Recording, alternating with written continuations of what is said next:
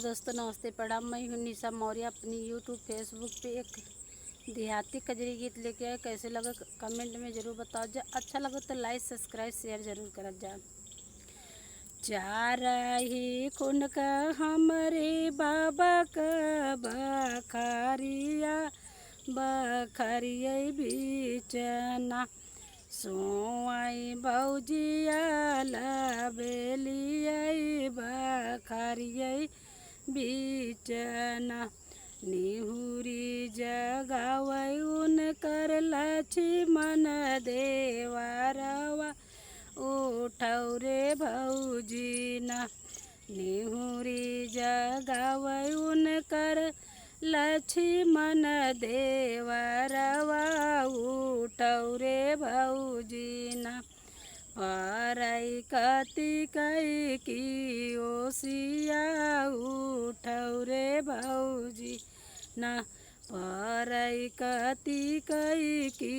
ओसिया उठौ रे भौजी ना तोहरे तले के देवरा कतिकै की ओसिया हमारे लेके ना परैया तर गुलाबवा हमारे लेके ना परैया तर गुलाबवा हमारे लेके ना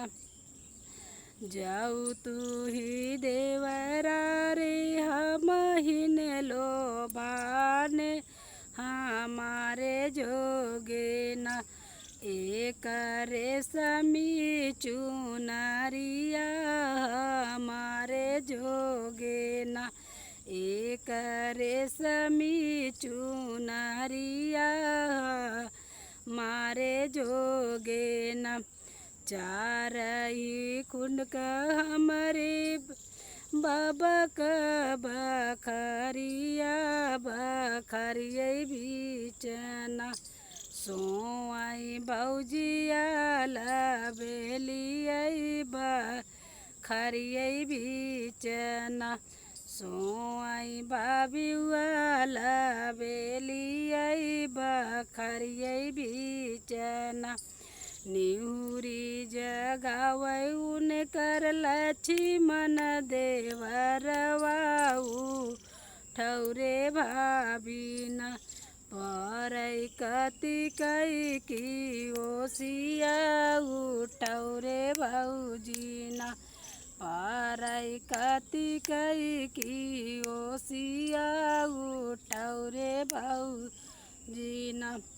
तोहरे तले के देवरा कतिकै की ओसिया हमारे लेके ना परैया तर गुलाबवा हमारे लेके ना परैया तर गुलाबवा हमारे लेके ना जाऊ तू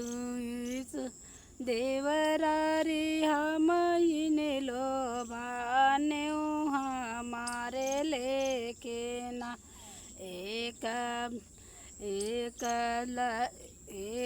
रेशमी चुनरिया हमारे लेके ना एक रेशमी चुनरिया हमारे लेके ना।